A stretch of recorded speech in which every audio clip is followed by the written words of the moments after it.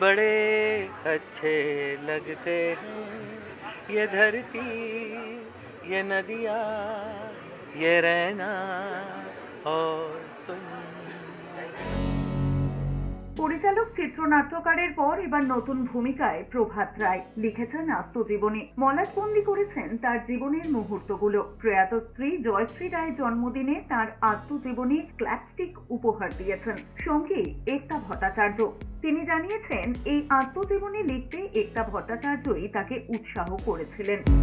আমার ক্ল্যাপস্টিক মানে সমস্ত আছে আমার ভবিষ্যৎ, মানে অতীতের বম্বেতে যা যা কাজ, 17 বছর বম্বেতে ছিলাম, এই 17 বছর কী কাজ করেছি নাকি সবই আছে। পার্টনারদের উদ্দেশ্যে একটা রিকোয়েস্ট করবো, ওটা পড়ে দেখুন। একজন ডিরেক্টর হতে গেলে কতই করতে হয়, কত পরিশ্রম করতে হয়, কত সাধনা করতে হয়। অনেকেই আমি আজকাল শুনি প্রায় অনেকেই বলেন যে আমি কোনো লাইনে কিছু করো না তাই চলে এলাম। সেটা ঠিক নয়, কিন্তু যে কোনো কাজ আপনাদের, এমনকি আপনাদের কাজ, এগুলো তার কোনো লাইনে গেলাম না বলে ফ্ল্যাশ নিয়ে চলে এলেন ছবি তুলতে, এটা হয় না, শিখতে হয়, সেটা করা দরকার। এই প্রভাত দাদের মতন মানুষদের যে হিউজ কন্ট্রিবিউশন, আমার মনে হয় এই বইটা আজকের দিনে ইম্পর্টেন্ট। ইনফ্যাক্ট হয়তো অনেকেরই বিশ্বাস হবে না, মানে গতকাল রাত্রি টিকিট কাটা ছিল, কারণ নানা রকম কারণে আমাকে একটু বম্বে যেতে হচ্ছিল, কিন্তু আমি মোটামুটি বলেছিলাম, আমার উইশ করাও হয়ে গেছিলো, বাইক দেওয়া হয়ে গেছিলো। সকালবেলা প্রভাতদা ফোন করে বলাতে না আমাদের আসলে সাহসও নেই, এক কথায় বলবো সাহস, মানে এরা তো আমাদের কাছে মাস্টার ছিলেন, টিচার। তো আমার সাহস হলো না যখন প্রভাতদা বললো বাবু তুমি থাকবে না, ইনকমপ্লিট হবে।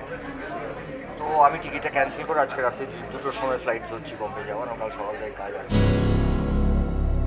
বইটির প্রকাশ অনুষ্ঠানে উপস্থিত ছিল গোটা টলিউড। রঞ্জিত মল্লিক, শাশ্বত চ্যাটার্জি, সব্যসাচী চক্রবর্তী থেকে শুরু করে মুম্বাই থেকে এসেছিলেন অভিনেতা सचिन पिलगांवकर। बहुत ही ज़्यादा खुशी हुई प्रभात दा को मिलके इतने अरसे के बाद, और I was looking forward to meeting him. और पिछले 2 महीनों से मैं और एकता, हम लोग दोनों इसी पे थे कि कब आएगा। और मैं यूएस में था, जाने वाला था, और I was suppose to start from US on the 5th, and while coming back we lose a day, so I was supposed to land here on the 7th. तो 4 तारीख का आना तो पॉसिबल ही नहीं था, तो मैंने उसको बोला क्या करूं, तो she said do something. So I preponed my trip and I reached here 2 days back.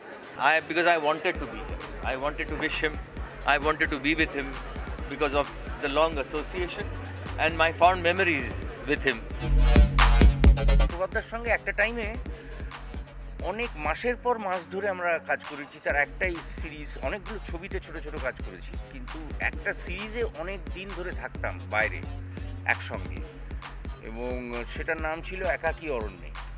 সেটা একটি প্রাইভেট চ্যানেলের জন্য ছিল, এবং আমরা প্রায় প্রতি মাসে বা 1 মাস অন্তর বা 1.5 মাস অন্তর 10 দিন 12 দিন 15 দিন আমার আর শিলিগুড়িতে থাকতাম।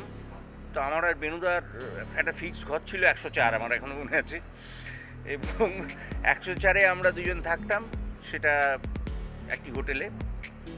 তো সেখানে মেনলি আড্ডাটা হতো।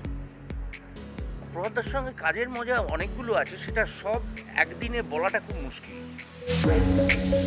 মুম্বাইতে অভিনেতা হওয়ার স্বপ্ন নিয়ে পৌঁছলেও নিজের অজান্তেই ক্ল্যাপস্টিক হাতে ধরে সহ পরিচালক থেকে একদিন সফল পরিচালক হয়ে যান প্রভাত রায়। এরপর তার হাতে তৈরি হয় একাধিক সুপারহিট ছবি। তার ছবিতে প্রথম অভিনয় করে একাধিক অভিনেতা অভিনেত্রীরা আজ সুপারস্টার। জয়শ্রী রায়ের মৃত্যুর পর নিজের জীবনকে আর গুরুত্ব দেননি প্রভাত রায়, তবে সেই সময় জীবনের নতুন আলোর হদিশ দেন মেয়ে একতা ভট্টাচার্য। মা জয়শ্রী রায় শাড়ি পরে এদিন হাজির ছিলেন একতা। একাধিক তারকা পুরনো দিনের কথা মনে করে নস্টালজিক হয়ে পড়েছিলেন। আমি তো পড়ার জন্য বসে রয়েছি এটা। আর দ্বিতীয় কথা হচ্ছে, প্রভাত রায় শুধুমাত্র চিত্র পরিচালক নন, একটা ঐতিহাসিক সময়ের সহকারী পরিচালক। হ্যাঁ, কাজে পরিচালকদের যে বেড়ে ওঠার তার একটা অসামান্য দৃষ্টান্ত। যারা পরিচালনা করতে আসেন বা সহকারী থাকেন, তাদের মনে হয়, তাদের স্বপ্ন থাকেন আমি একদিন পরিচালক হব। হ্যাঁ, এবং সেই যে গ্রোথ, সেটা কোথায় পৌঁছতে পারে, প্রভাতদা তার একটা সুন্দর দৃষ্টান্ত।